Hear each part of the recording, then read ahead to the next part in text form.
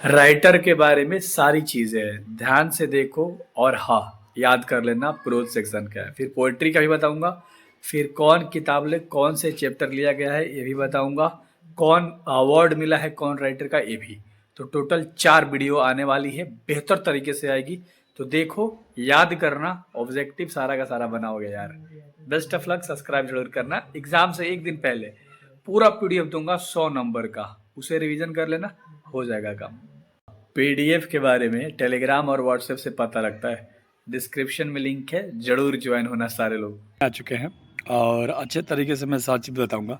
सबसे पहला chapter pros का, देखो प्रोज और पोएट्री आपका 2 किताब है, तो आज प्रोज के बारे में बताऊंगा। ठीक है, प्रोज में 11 को चैप्टर है, तो 11 चैप्टर के बारे में सब राइटर का अभी याद कराऊंगा आपको।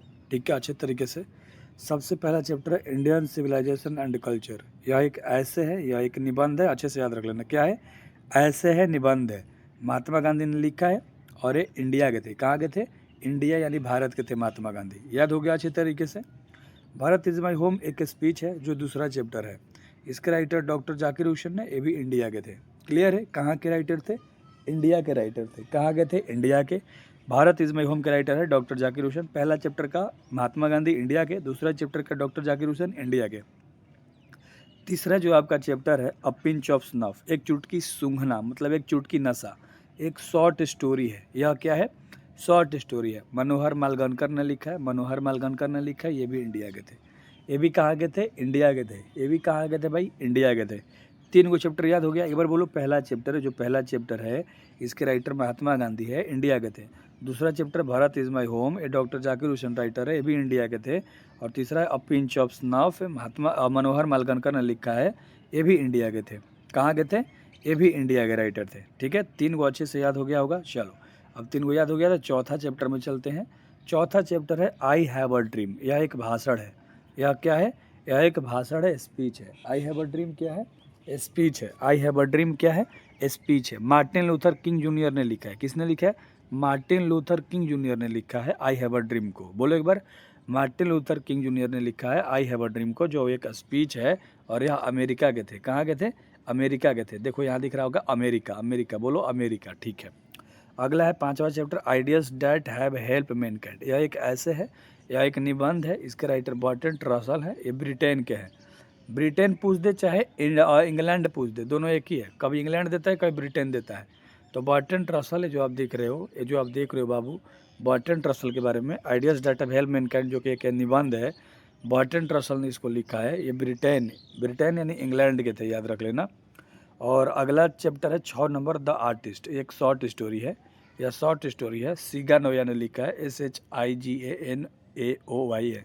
सीगा नोया ने लिखा है, ये जापानीज थे यानी जापान के थे। कहाँ के, जापान के थे। इतना अच्छे से याद रख लेना। ठीक है, एक एक सवाल बहुत अच्छे तरीके से करा रहा हूँ, सब याद हो जाएगा। तो एक बार देख लेते हैं, चौथा चैप्टर हमारा क्या था, आई हैव अ ड्रीम था, एक भाषण है, मार्टिन लूथर ने लिखा, अमेरिका के थे। और ideas that have help mankind, यह एक ऐसे निबंध है, बर्टन रसल ने लिखा है, ब्रिटेन के थे। और अगला है द आर्टिस्ट, जो कि एक शॉर्ट स्टोरी है, जो कि एक शॉर्ट स्टोरी है, यह सीगा नोया ने लिखा है, जो कि ये जापान के थे। कहाँ के थे, जापान के, तो जापानीज देता है। और अगला है अ चाइल्ड इज बोर्न, जो कि 7वां चैप्टर है, यह एक ऐसे है, यह एक निबंध है। ये निबंध है जिसको जर्मन ग्रीर ने लिखा है, ये ऑस्ट्रेलिया के थे। कहाँ के थे, ये ऑस्ट्रेलिया के थे। अ चाइल्ड इज बोर्न के राइटर जर्मन ग्रीर है, निबंध है यह। ठीक है, ऐसे है, याद रखना अच्छे तरीके से, टेंशन मत लो। शुरू से एक बार और मतलब रिवीजन करा दूंगा गाइस, जरूर सब्सक्राइब करना, एग्जाम तक सब ट्रिक से कराऊंगा। How free is the press, जो आपका 8वां चैप्टर है, यह निबंध है, ऐसे है। क्या है, how free is the press क्या है, ऐसे है। द्रोथली एल सायर ने लिखा है, तो द्रोथाइल एल सायर होता है, द्रोथी एल सायर, तो द्रोथी DOROTHY, द्रोथी एल सायर, ये ब्रिटेन की थी। मतलब इंग्लैंड देगा, कभी ब्रिटेन देगा, तो भूलना मत। और अगला है चैप्टर नंबर 9 द अर्थ, जो कि एक शॉर्ट स्टोरी है। द अर्थ क्या है, एक शॉर्ट स्टोरी है। इसके जो राइटर थे वो H.E. बेट्स थे। ये भी ब्रिटेन या इंग्लैंड देगा। ठीक है, तो इंग्लैंड या ब्रिटेन। क्लियर। अगला है इंडियन थ्रू अ ट्रैवलर आई। अगला है इंडियन थ्रू अ ट्रैवलर आई, ये चैप्टर नंबर 10 है, इसके राइटर पेरल्स बक है।